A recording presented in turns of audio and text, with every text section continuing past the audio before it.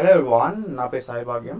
ఈ వీడియో అందరి కోసం కాదండి. ఈ వీడియో ఓన్లీ ఫర్ పేరెంట్స్ ఎవరైతే చైల్డ్ పాలసీ తీసుకుందామని చెప్పి ఆలోచిస్తున్నారో వాళ్ళ కోసం, ఆర్ఎల్స్ ఆల్రెడీ తీసుకున్నారో వాళ్ళ కోసం అండి. ఓకే, సో నా directly getting to the point.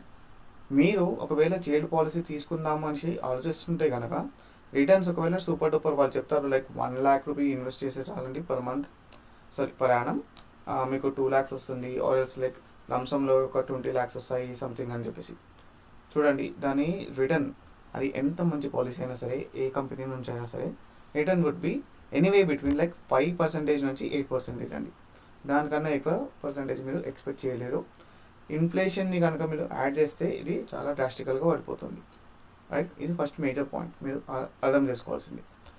Second, ఎవరు తీసుకోవచ్చు అని అనుకుంటే, ఒకవేళ మీరు 30% ఆర్ 20% ట్యాక్స్ స్లాబ్లో ఉన్నారు, రైట్, లేదంటే ఇన్ ఫ్యూచర్లో వస్తారు, and you are doing long term FDs కోసం చూస్తున్నారు, కన్జర్వేటివ్గా చూస్తున్నారు, మీరు ఓన్లీ మీ క్యాపిటల్ ప్రొటెక్షన్ ఏదైతే ఉన్నారో అది మీరు చేద్దామని చెప్పేసి అనుకుంటున్నారు, మీ you don't want to get in to mutual funds, then yes, మీరు చిల్డ్రన్స్ పైన ప్లాన్స్ తీసుకోవచ్చు. ఎందుకంటే అక్కడ కనీసం లైఫ్ ఇన్సూరెన్స్ ఉంటుంది, అట్ ద సేమ్ టైం మీ ఇన్కమ్ ఏదైతే ఉంటుందో అది ప్రొటెక్షన్ అవుతుంది కాబట్టి అక్కడ.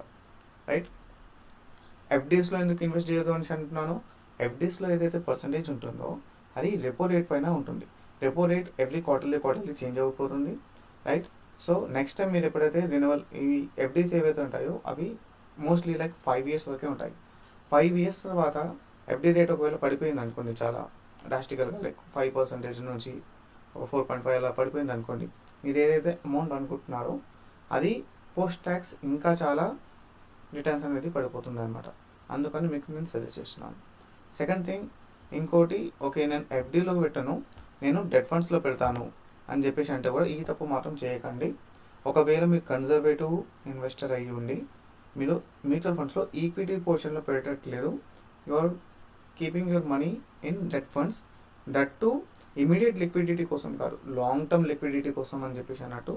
లైక్ ఒక కారు ఒక 10 yearsలో నేను కొందామని అనుకుంటున్నాను, అండ్ నా క్యాపిటల్ ప్రొటెక్షన్ ఉండాలి కాబట్టి నేను డెట్ ఫండ్స్లో పెడదామని అన్నట్టు అనుకుంటున్నాను. అలాంటి ఇన్వెస్టర్ అయితే కనుక మీరు డెట్ ఫండ్స్లో పెట్టొద్దు. లాంగ్ టర్మ్ కోసం ఆలోచిస్తే డెట్ ఫండ్స్లో ఎప్పుడైనా షార్ట్ టర్మ్ కోసం మాత్రమే ఆలోచిస్తే మీరు పెట్టాలి.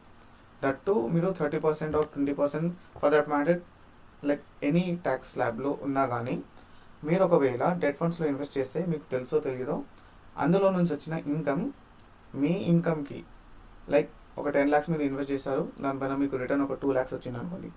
ఆ 2 lakhs ఏదైతే గెయిన్ ఉంటుందో, 2 lakhs 3 lakhs ఏదైతే గెయిన్ ఉందో అది డైరెక్ట్గా మీ ఇన్కమ్కి యాడ్ చేస్తారనమాట. అప్పుడు ఒకవేళ మీరు 20 lakhs శాలరీ పర్ యానం ఉంది అని అనుకోండి, 20 lakhs ప్లస్ 2 lakhs, సో అన్నిటికీ కలిపి మీరు ట్యాక్స్ కట్టాలన్నమాట. ఓకే, అర్థమైంది కదండి. సో ఇది మంచి ఆప్షన్ కాదు. కాబట్టి you can, yes, if you are planning for that you can definitely get in to కొన్ని ఫిక్స్డ్ టర్మ్స్ ఉంటాయన్నమాట. లైక్ 7.5% మనకి రిటర్న్స్ ఇచ్చే పాలసీస్ కూడా ఉన్నాయి, దాంట్లో మీరు ఇన్వెస్ట్ చేసుకోవచ్చు. సెకండ్, ఇంకా ఎవరు పెట్టుకోవచ్చు, ఎవరు తీసుకోవచ్చు అని అంటే ఇన్కమ్ ప్రొటెక్షన్ కోసం చూస్తున్నారు, లైక్ మీకు ఆల్రెడీ ఈక్విటీలో మంచి హోల్డింగ్ ఉంది, రైట్, అండ్ డెట్ ఫండ్స్లో కూడా మీరు పెడుతున్నారు అని అన్నట్టు అనుకుందాం. At the same time life ఇన్సూరెన్స్లో మీకు టర్మ్ ఇన్సూరెన్స్ ఉన్నా కానీ మీ ఇన్కమ్ ఏదైతే ఉందో దాన్ని ప్రొటెక్ట్ చేద్దామని చెప్పేసి అనుకుంటున్నారు అని అనుకోండి. అప్పుడు అంటే like within a short period of time, if something is happening to you, like in 5 years or 6 years లోపల ఏమైనా అయ్యిందని అనుకుందాం, అప్పుడు మీకు వచ్చే పర్ మంత్ ఇన్కమ్ ఏదైతే ఉందో అది హార్డ్లో పడిపోతుంది అని అంటే దాన్ని ప్రొటెక్ట్ చేయడానికి yes, you can take some beautiful insurance policies ఉన్నాయి సేవింగ్స్ ప్లాన్స్లో, అవి మీరు తీసుకోవచ్చు అనమాట. నా people who don't have graduation or else eligibility for term insurance, వాళ్ళకి లైఫ్ ఇన్సూరెన్స్లో ఒక ప్రొడక్ట్ తీసుకోవాలి కాబట్టి definitely you can get in to any of the savings plans. దీనివల్ల ఏమవుతుంది అంటే మీకు లైఫ్ ఇన్సూరెన్స్ వస్తుంది, మీకు లైక్ మీరు 1 lakh రూపీ ఇన్వెస్ట్ చేస్తున్నారు అనుకోండి, లెట్స్ సే మీకు ఒక 28 years ఉన్నారు, మీరు 1 lakh rupee per annum invest చేస్తున్నారు ఫర్ 12 years, మీకు 22 lakhs వరకు మీకు సమ్ అష్యూర్డ్ వస్తుంది మీకు, right. So something is happening with in like immediate 2 years 3 years or 5 years or 10 yearsలో కూడా మీ చైల్డ్కి ఇమీడియట్లీ 22 lakhs వస్తుంది. అట్ ద సేమ్ టైం మీరు ఏదైతే పోర్షన్ మీరు ఇన్వెస్ట్ చేస్తే మెచ్యూరిటీ వాల్యూ ఉందో అది కూడా వస్తుంది.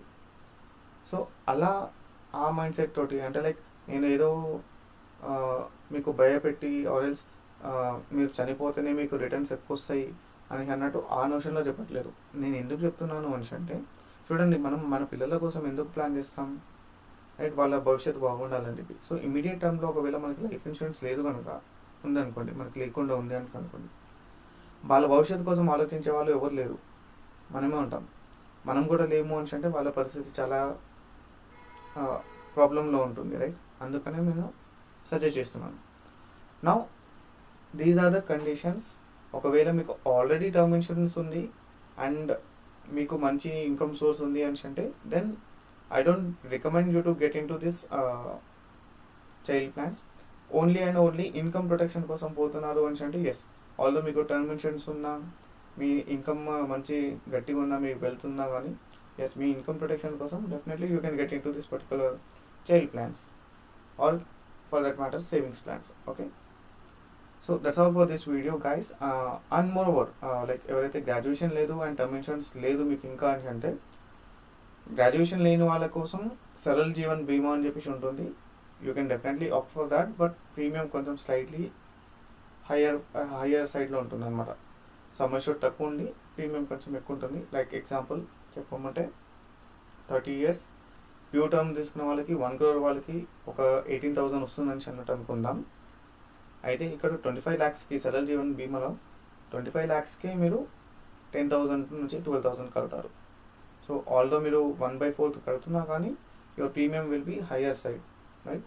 అర్థమైంది కదండి.